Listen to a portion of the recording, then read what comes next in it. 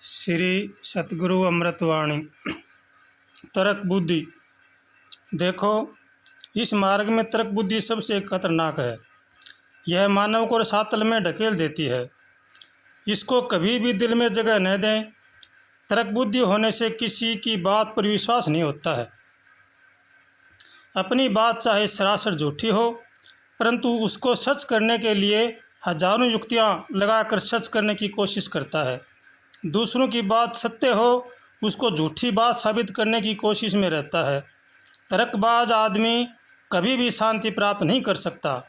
वेद शास्त्र संत महात्मा किसी पर विश्वास नहीं कर सकता।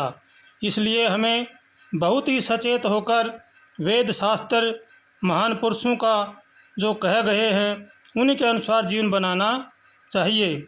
अभी अपनी बुद्धि अज्ञान रूपी अंधकार से ढकी हुई है। इसे धीरे धीरे भगवान के भजन में बुद्धि का मार्जन करें।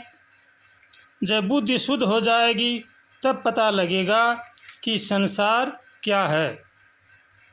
अभी तो हम संसारी बकवासबाजी को ही सत्य समझते हैं, दुनिया के धक्के खा रहे हैं। हमें इस रास्ते में जो महान पुरुष कहे उन्हीं के अनुसार अपना जीवन बनाना पड़ेगा। जो कुछ समझ में न आवे उनसे नम्रता से पूछो, इसमें कोई गुनाह नहीं है। इसी को शंका समाधान कहते हैं।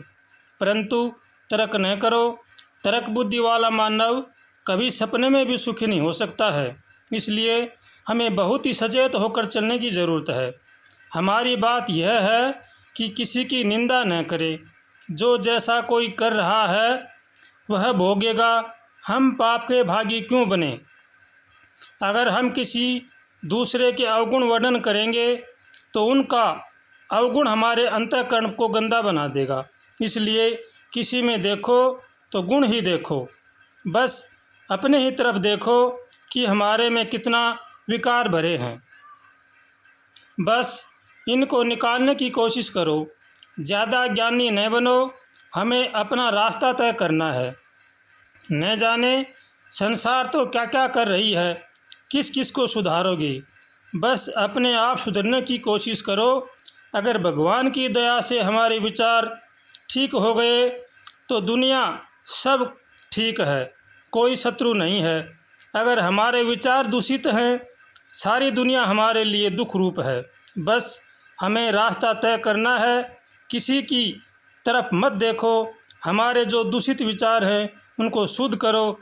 रात दिन भगवान से यही प्रार्थना करो, हे प्रभु बचाओ, संसार सागर में बहे जा रहे हैं। हे नाथ उबारो, बस आप ही नैया पार लगाने वाले हैं। श्री सतगुरु भगवान के वचनामृत।